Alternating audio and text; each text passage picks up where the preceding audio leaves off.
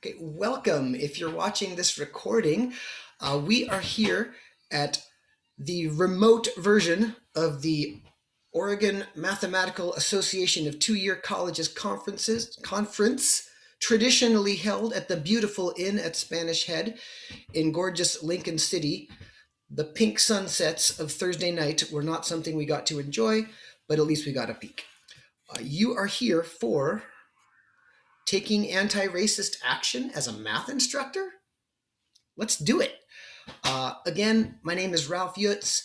Pronouns he or they work really well. Ralph's actually my nickname, so my email is ronald.yutz@pcc.edu.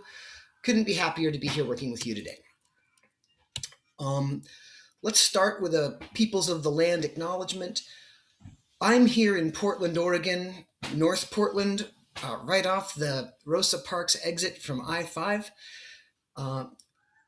This area I'm standing on is one of the traditional village sites of the Multnomah, Cathlamet, Clackamas, bands of Chinook, Tualatin Kalapuya, Malala, and many other tribes who made and still make their homes along the Columbia River, today organized as the Confederated Tribes of the Grand Ronde. As we gather remotely today, let's all acknowledge the peoples of the lands wherever we are.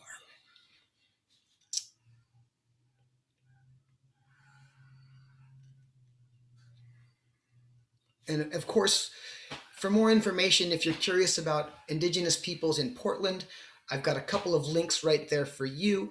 And of course, if you want to learn more about the Indigenous peoples of your local area, I strongly recommend just going on the internet and finding it out. Let me share right now in the chat a link to our slides so you have them if you like to follow along at your own pace, or go at a different pace than I'm going. There's our slides link. If you need any links or anything that I'm sharing, just request in the chat. You can all chat with me anytime. Questions are welcome.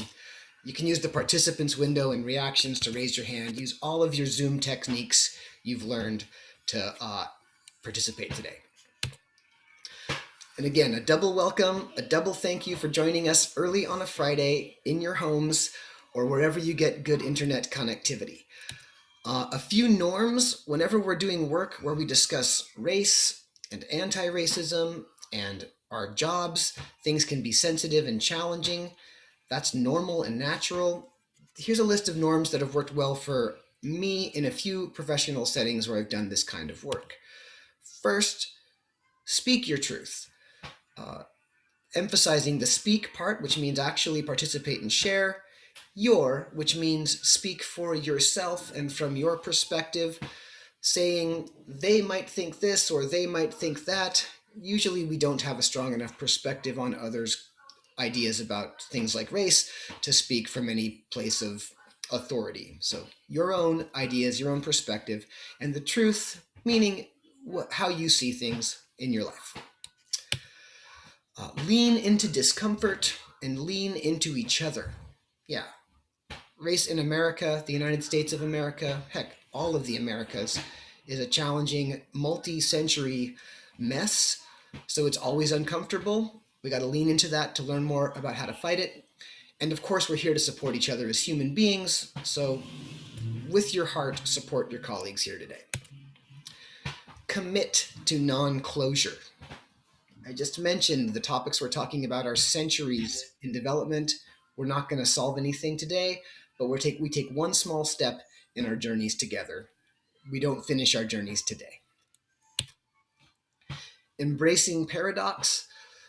A key to dealing with a very complicated situation is being prepared to hold opposing ideas in our mind at once, whether it's our own idea meeting something that we disagree with or our colleagues' two ideas not matching up. If we can just understand all the ideas around us, the paradoxes help us learn. And last, seek intentional learning, not perfection. Again, we're on a learning journey. The discomfort's there. We're not going to be perfect. We can have our feelings hurt. We can hurt each other's feelings, even unintentionally. Whatever happens, let's try to keep our intention on learning and being kind and supportive. A few notes. This workshop that we're doing today was adapted from a longer hour-and-a-half workshop called What is Anti-Racism? Co-designed by Max Macias and myself. We presented it at Portland Community College in 2 settings in October and January. That's a link to a video version of it on YouTube, and I strongly recommend just watching the first half so you can hear what Max Macias has to say. He's a really great thinker and activist. Content warnings. Obviously, we're going to be talking about racism, and specifically anti-Black racism will come up more than once. The link to the slides is in our Zoom chat. As a teacher, I'm learning to just keep posting it again and again, just in case someone comes into the meeting, like, between the last time I posted it and now, knowing that Zoom does not let people see the chats before they arrived. Bad job, Zoom. We're all in a learning community here. We could all see all the chats. Silly Zoom. Okay. And again, the reminder, we are recording this session, so it will be shared. I'll edit out any quiet time, and the breakout room time you spend working together will be completely edited out because that's your time. Oh, last note, disrespectful behavior results in expulsion, just like in a classroom. Any kind of disruption or uncoolness, I won't spend much time thinking about what to do. I'll just say, bye. But, this is ORMATYC and you're nice, so that won't be an issue. Goals and outcomes for today.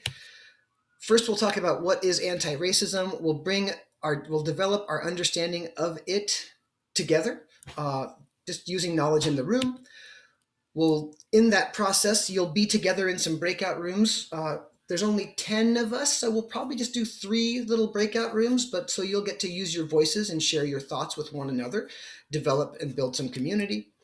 And maybe we might even adjust to maybe even 2, probably 3 breakout rooms. Then we'll review some requirements of anti-racism, like once we're building our ideas, really how do we apply that to ourselves? Once we're there, we'll get into the anti-racist action planning part of our work today. It's a 3-step process. We'll recognize racism where we see it in math education. We'll envision racial justice in math education, and we'll commit to anti-racist action here in our professional capacity. For each of those steps, you'll have time to talk to each other about the ideas on your mind and support one another in developing them.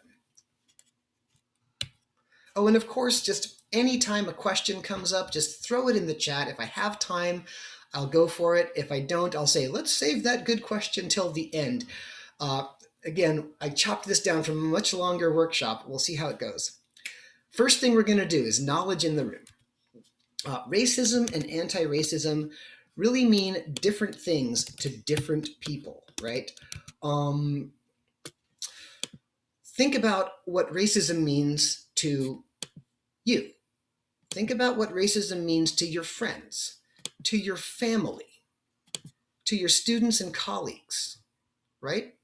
Depending on people's background and the time and energy they put into thinking about and learning about racism in Oregon, in their local community, in the United States, or at any level in the world, there's a broad range of ideas about what racism means. Same goes for anti-racism. So what I want us to do is think about and share the ideas we already have. I've got a Jamboard for us. I'll put the Jamboard link in the chat as well. So there's your Jamboard link. On the first frame, let me just show it to you. The first frame, it's breakout 0, my numbering system starts at 0, is just a page where you can paste, you can use a sticky note, or you can use the pen or or any kind of Jamboard marker to add up ideas about what racism means to you. And the second frame of the Jamboard is a frame where you can share ideas. What does anti-racism mean? Again, from your perspective or perspectives of people you know. There's definitely more than one idea about both things. So frame 1, what does racism mean? Share at least one idea. Frame 2, what does anti-racism mean? Share at least one idea, and you're going to be in perfect shape. Now, to not just have this be a quiet, I'm just by myself thinking activity, while you're thinking, you can also talk to some people. We're going to have this be a breakout. And what I'm going to do is put you in, we'll have 3 rooms with about 3 of you in each room, and I'll probably visit one of them. Introduce yourselves. Make sure if you haven't met yet, you know your names and pronouns if you like to share. Share your institution and position quickly because we only have a few minutes, and then one idea on the Jamboard. As the ideas come in and you're out in your room, you're getting your idea up and they're coming up. Maybe something might surprise you. If something surprises you, kind of point it out to your colleagues and share a bit. We'll come back in just a few minutes because time is tight this workshop. So here comes your breakout room. Create 1, 2, 3 breakout rooms. Hey, welcome back. Welcome back to the main room. All of your breakouts are going to feel short today because of our short session, but we can see from wherever we were sitting some great ideas were coming in through on racism, from classic ideas about just assumptions and actions based on appearance or knowledge of someone's ethnicity. Those can be at the personal level or a larger level. When treating people differently based on race and or appearance, that's a classic definition, especially of our personal versions of racism. Bias towards or against people based on the melanin in their skin, how we see their skin color, classic. Prejudice plus power kind of puts the power differential there. You can see that also on that large blue sticker, and there's all the way up to a system of limiting opportunities, treatment, and outlook toward those whose outward appearances differ. With that key idea that it's based on skin color, white people are at the top of the racist hierarchy in the white supremacist world we live in, black people at the bottom, people of other skin tones and appearances kind of spread across this racial hierarchy that has polluted our world for centuries. Good. Okay. Anti-racism. Let's see how we didn't have much time out there. 2 ideas: fighting back against racist power structures and actively challenging that system that gives a hierarchy to our skin color, putting white people in a supreme position. All right, great work, and I hope you had at least a couple minutes to connect. You'll have more chances to be together and work together and reconnect. Okay, one pair of definitions for racism and anti-racism that's been useful the past couple years for activists and educators come from Ibram X. Kendi's book, How to Be an Anti-Racist. Kendi defines racist as one who is supporting a racist policy through their actions or inaction, or expressing a racist idea, and defines anti-racist to mean one who is supporting an anti-racist policy through their actions or expressing an anti-racist idea. Can you see the subtle difference in the 2 definitions? Racism or racist includes actions that express those prejudices and powers you noted on the Jamboard. It also expresses inactions that do nothing to change the system. Anti-racism is defined through action only. Okay, so considering racism and anti-racism in math education, here's just a couple of key questions to ask to get your mind going.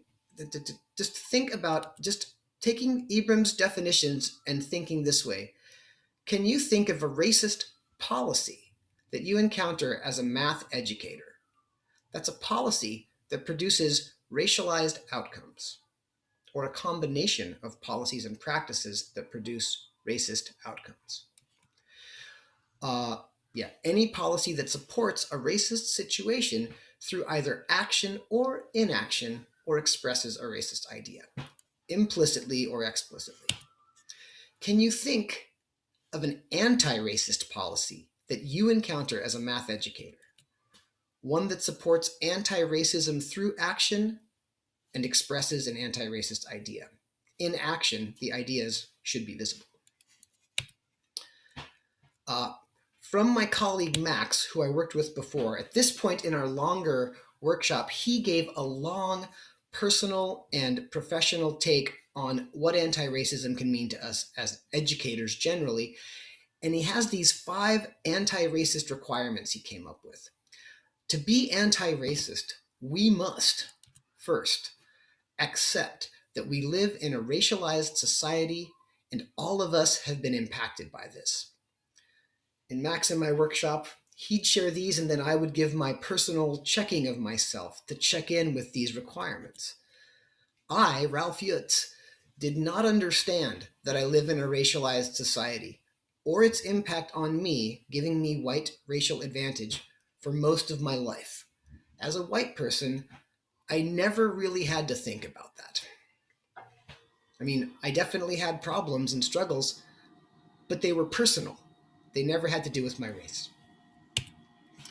I have problems, I mean, but second requirement, be actively engaged in dismantling this racialized way of thinking.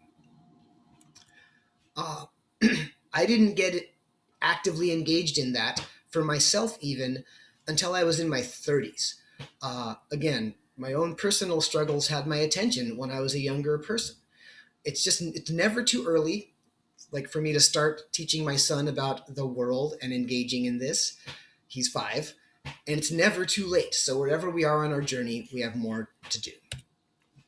Third requirement, be actively self-critical in terms of racist thinking and behavior. I had to learn to be critical of the racist thinking and behavior I'd learned from my family, the community I grew up in, the media, and combinations of those things.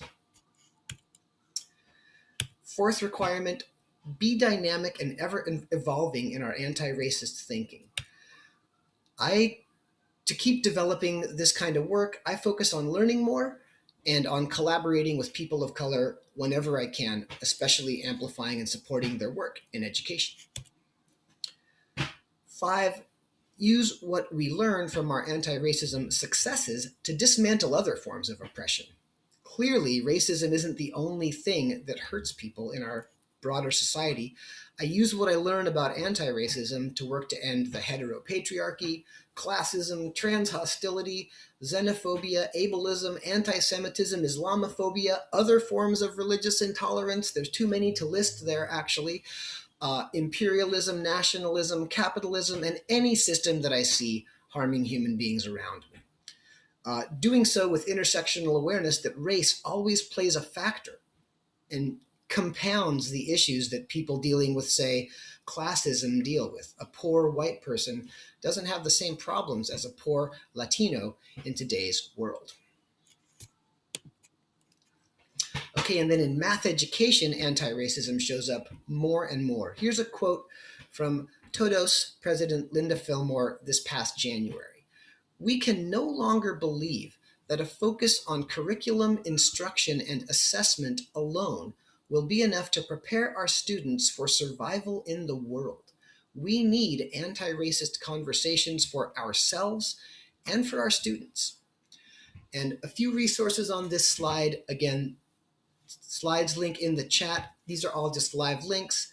Todos is a wonderful organization. Their document, The Movement and Moment to Prioritize Anti-Racist Mathematics, is a wonderful resource and has a large resource list at the back, so it'll provide further resources for you as a math instructor in developing anti-racist. Teaching for Excellence and Equity in Mathematics, Volume 7 of their journal from Todos is focused on social and in particular racial justice. And the Black Minds Matter YouTube series, facilitated by J. Luke Wood and Donna Ford, both doctorates in education or sociology or both. They're very, very smart, and they've done a lot of great work, and they shared it for free on YouTube last year. So that's a really great sessions of places to learn more. Okay, so now, with some big ideas in our minds, and the time is just ticking away. We might have to figure out a shorter way to go than my plan. Anti-racist action planning, it's a 3-step process that I've learned about from activists I've been exposed to. In a racist culture like ours, none of us are free of racist ideas. It's just a sad fact of our lives. So there's this idea that anti-racisting ourselves. How do we fight back against this racist power structure? The short version is take anti-racist action. Do something. So for today's outcome, time permitting, we'll each commit to one anti-racist action we can do in our work as educators. We'll work together with the small time left to recognize a racist situation, envision racial justice in the situation, and decide on a next step from the situation we see toward that vision of justice. One step is all you need to take to be taking an anti-racist action. Once you've taken the first step, you just repeat the process. See the situation around you, think about how justice would look, and think about the next step after that. I left frames on the Jamboard for breaking out. Oh, this is taking so much. Of course, it takes twice as long as when I've practiced them every time. First step, recognizing racism in math education. The question to put in your mind is, how does racism, this either if you think of it as a systemic level or at the very personal level, affect math students and teachers? Here's a data set from my work. It compares proportions in blue of course grades awarded to all PCC, Portland Community College math students, self-reporting their races and ethnicities via the college's registration, to proportions in gray of course grades awarded to PCC's Black students, or African American students. In blue, remember, that's everyone, and in gray, that's Black students. It just takes a few moments for those of us who are confident and comfortable reading graphs to see extreme disparities here. Now, that's a large data set, thousands upon thousands of students collected over 5 years in our most popular courses. Those racial disparities we see are most stark for Black students. They're also significant for Hispanic students, multiracial students, Native American students, and Pacific Islander students. Most of our racial categories of students face a challenge in our work, at least historically. So that's just one example. I can also think of things in the textbooks that I use that come to mind. And your goal in our first little moment to break out and think is to breathe individually, focus, and think of the first example you can of racism in math education that comes to mind. Our Jamboard's got space for these, so if you write them down, that's the best because we can get a sense of what you're thinking. So Breakout 1, there's space to share an idea. And then you'll be in your breakouts for just a couple of minutes because our time is so short. And you can talk and think with each other if you like. Use the Jamboard if it's helpful. Stick with conversation if that's better for your group. And we'll come back in just a few minutes to talk about some ideas. All right, let's go. So your breakout rooms are returning. And I'll come visit one of the rooms to eavesdrop and hang out. Welcome back, welcome back. Again, we have such limited time in 45 minutes, so our breakouts are so short. I can see you're still sharing thoughtful ideas on the Jamboard. Thank you. So those of us who couldn't be a part of different conversations get to at least sense what your ideas are.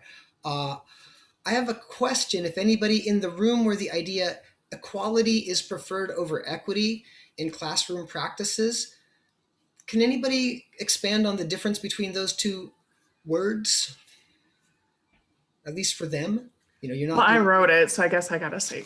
So Amy Curry. Well, equality means treating every student the same in this situation, and equity would be, sort of, taking from someone else's post-it note, sort of meeting students where they are and understanding that everyone is different, and so might need different policies or practices from you as the instructor.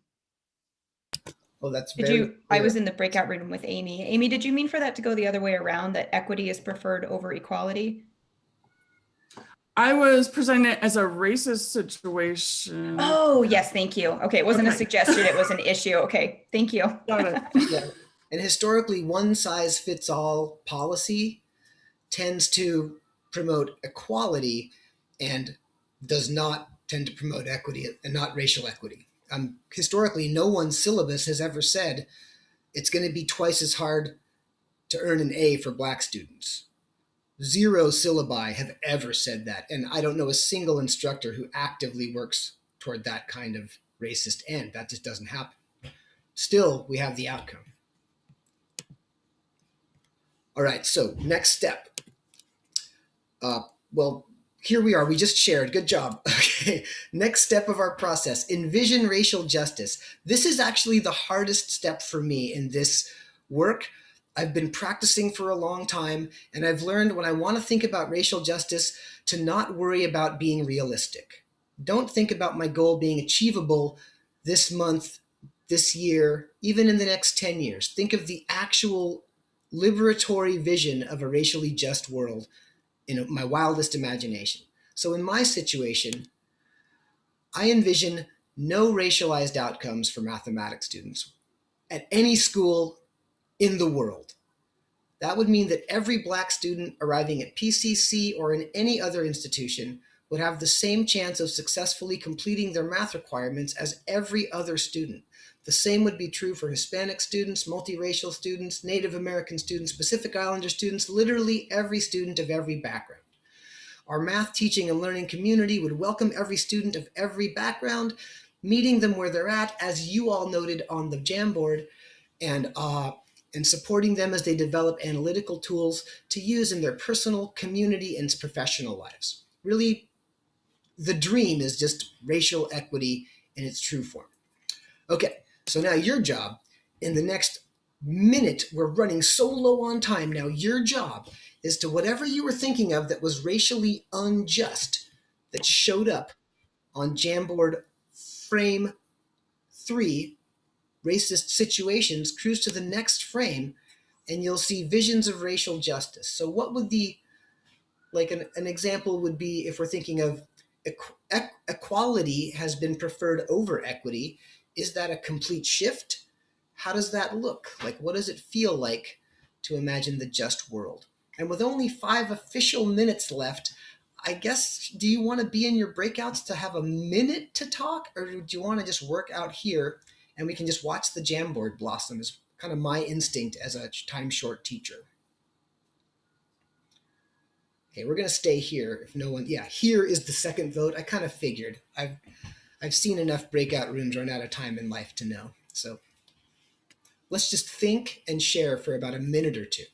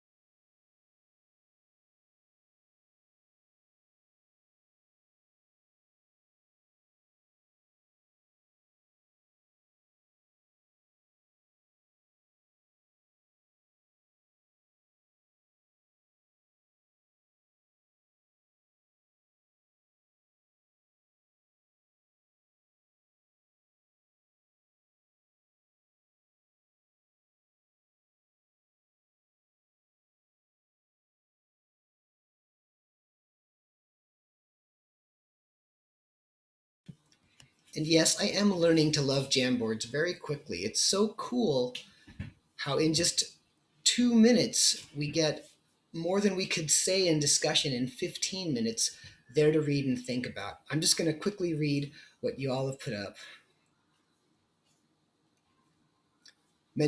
Talking about safety for everyone, particularly for students of color.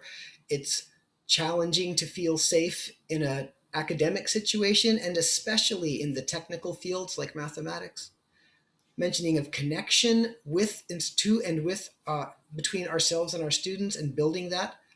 I'm thinking even especially across racial lines. representation among faculty, especially for Black students who have just not seen that representation among us generally.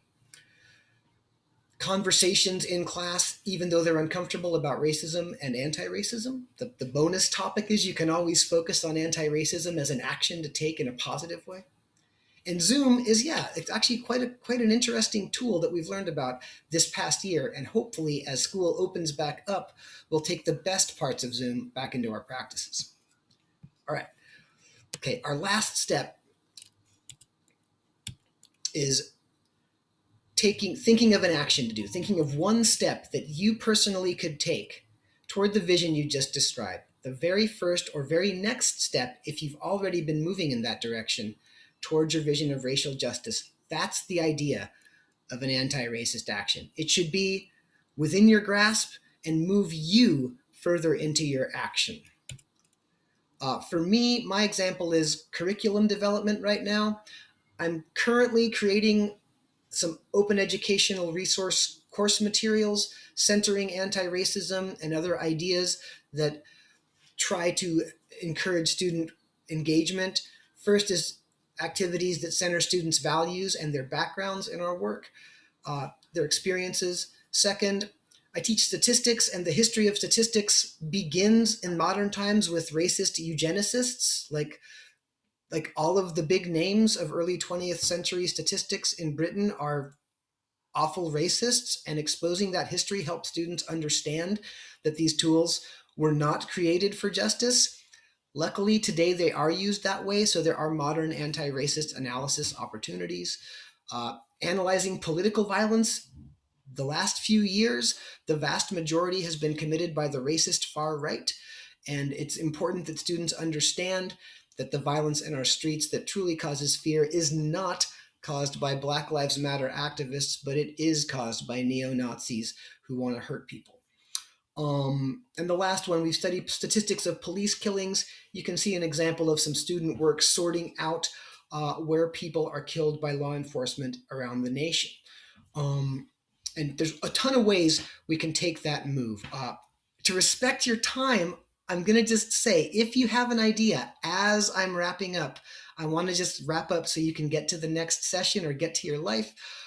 Just share it in our Jamboard, and we'll peek at the Jamboard at the very end, and I just want to see what comes in. But just a couple more thoughts before you go. So that next step on the Jamboard would be right there on our, Breakout 3, Anti-Racist Actions. If you have one, please share, and I appreciate a minute or two to wrap this up. More resources for anti-racist action. You can just look all around you nowadays. The activism is everywhere. That's the entire Burnside Bridge in Oregon filled with people out for Black Lives last summer. There's so many organizations in mathematics. A little plug for the American Mathematical Association of Two-Year Colleges Equity Committee. It's our parent organization. I'm your Northwest representative to the committee. That's a direct link to the page where you can contact our chair, AJ, and ask him to join our mailing list. We meet about monthly. We have discussions about anti-racism and all sorts of other social justice goals for teaching. Todos Mathematics for All, I can't recommend them highly enough. That's a direct link to their homepage. There's lots of freely available material there. Membership is inexpensive and gets you constant updates on their work. Learning for Justice is the new name of Teaching for Tolerance. They're pushing for justice now. They have a ton of materials that are applicable to our work. And there's so much more. Outside of our work as teachers, I think plugging into anti-racist activity as a community member is key to really expanding our understanding. Statewide, Unite Oregon is an amazing organization. The Western State Center is Portland-based, but they do work statewide and nationwide. The Rural Organizing Project, which I didn't grab the link for, but they do work all around Oregon, especially in rural areas. Portland United Against Hate, if you're in the metropolitan area. Don't Shoot Portland, and so many more. So look around you and find places to plug in and learn more about these struggles. Last thing, I'm just going to peek at that Jamboard. Boom! There's our first idea. Use classroom examples to call out racism in society and make space for the discussion. It's a great example. Now, whether your idea for an action made it on the Jamboard or not, Let's commit to taking one.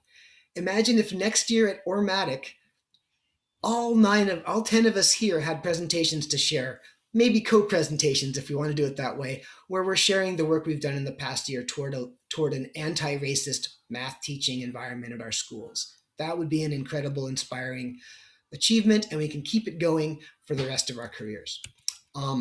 Thank you so much. Sorry for the 3 extra minutes.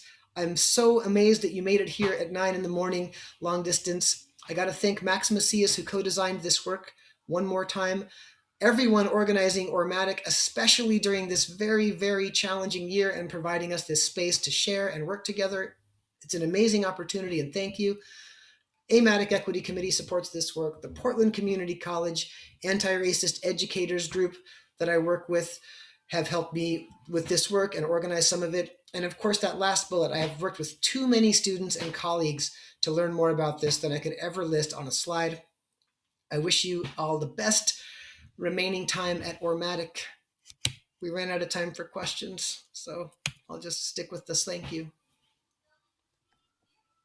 Thank you, Ralph. Really great to see all of y'all who I know or meet those of you who I didn't. Farewell. Thanks, Ralph. Bye. Yeah, you're welcome. Farewell. Hey, I have a question for you, Ralph. Can you hear me? Yeah, I'm happy to You know, yeah, we got time. The big deal, the big thing going on right now is the co-requisites. You know, that's the push, the complete college, right? Any conversations thus far as we're starting that work about anti-racist actions in those co-requisites? Has that been on the radar? That's a great question, because I think the co-requisite work, I mean, from my perspective, I can see how the goal works, right? Oh yeah. Like the more pre-college classes students have to take with our Right. historical inability to help them succeed, especially Right. Right. the more challenges in their way, the less likely they succeed. So can co-requisite support help people succeed at college levels? I'm wondering, The ideal, right? yeah, The issue I see is that like we never figured out how to do anti-racist math teaching in college courses to date. correct. Correct. At any level, at the 100 level, 200 level, or the development. Correct. So just because we couldn't do it at the same things we can't do at the developmental levels, we already know we cannot do at college math and higher, or statistics, etc. Right? I think the co-requisite work, it's like another opportunity to demand of us that we genuinely support our students. If it's a true commitment to the goal, we have to actually, Yes. and instead of, well, Kendi, the idea of Ibram Kendi's that really blew my mind when I first read it. It was, I think, 2 or 3 years ago, an interview with him when he wrote his first book, his first big book was Stamped from the Beginning, a History of Racism. I never read the whole book, but he described in an interview about it three responses to a racist situation. He said there's a segregationist response, an assimilationist response, and an abolitionist response, right? Oh, yeah. And basically, he then, like the definitions we talked about today, the abolitionist response is the anti-racist response. Right. Let's eliminate these racial hierarchies and have a free, just world. The assimilationist response is to say, why can't we just help people who we've hurt before join us here in our privilege? Right. That's the one that I see as the challenge in education. This dream that we could assimilate students who aren't ready into our world. That's exactly what developmental math has been. Right. And I think it's a failed assimilation. And until we take an abolitionist view and say, look, this system does not work for women. I mean, thinking intersectionally for people of color, for women, for LGBTQ plus students, we don't even know how bad it is because we don't have the data, because we don't collect it, right? So there's all these ways that I think we got to switch from assimilationist to abolitionist. The co-requisite art discussion it's set up as an assimilationist idea. It's not, Right. not an anti-racist idea. Those three words that you just listed from his book are exactly what I needed in the answer to my question. Yeah. Because I fear that the co-requisite approaches are going to be more assimilationist. Right. And then Yeah. we shouldn't expect to see much progress because the same issues with the same racist issues will keep arising if we don't get at the root and abolish the issues. Right. Right. That's exactly right. That article really was when I learned those three words, I read it one day, I never forgot it. Right. It immediately hit me Well, right with the issues I was thinking about that day. yeah. I'm going to take those three words back. Abolition, assimilation, and what's the bad one I forgot? Because I don't want to remember. Segregation. We don't have Is to. what? The bad one's segregation. Oh, segregation. We Yeah. don't do that in education. So that's Right. I don't want to do that. We're not even drifting. Luckily, we're not drifting that way. Whew. No, we're not. We're not. At least we're maintaining our traditional injustices. They're not getting any daily worse, at least. Yeah. Yeah. Well, thank you very much for that. This You're welcome, Jeff.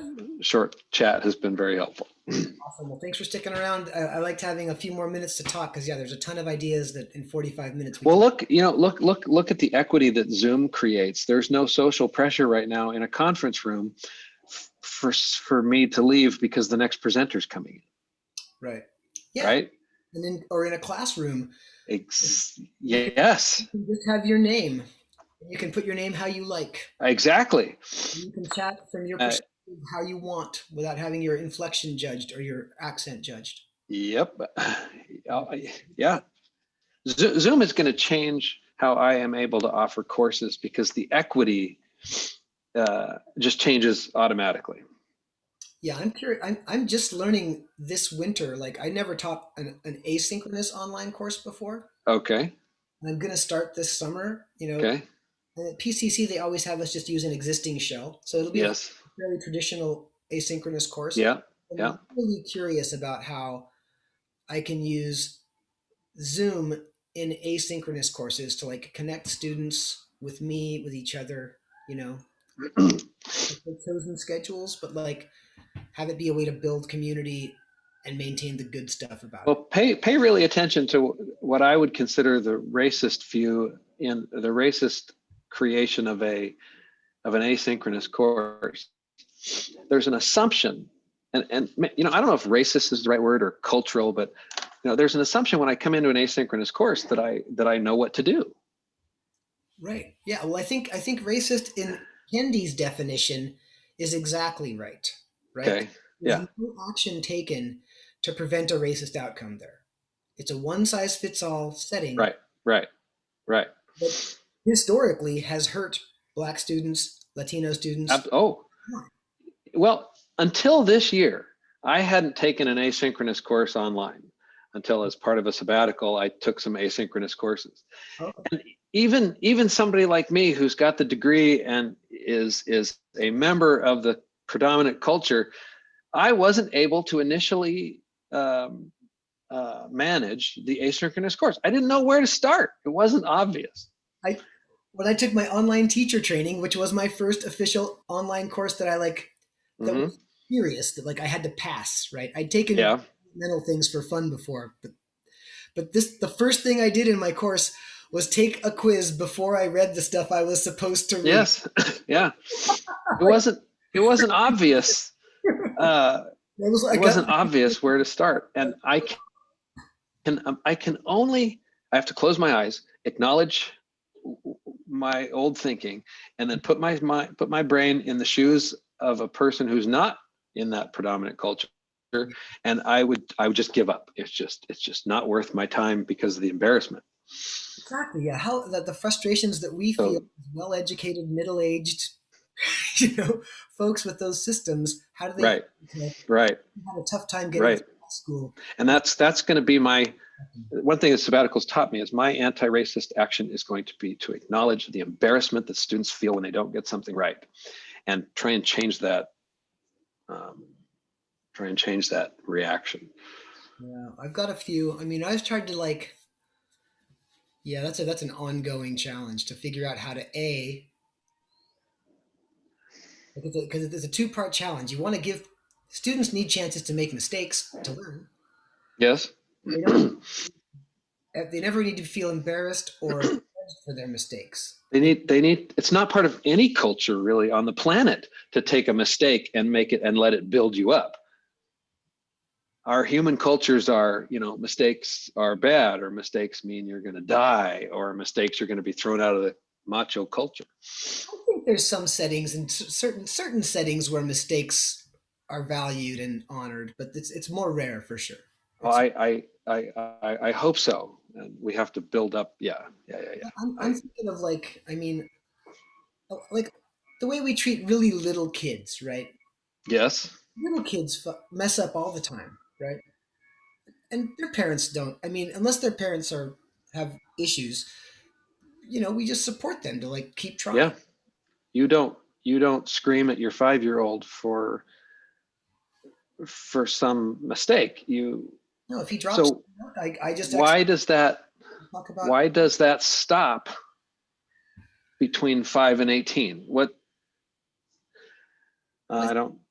I don't know. I think our traditional education system seems to be designed to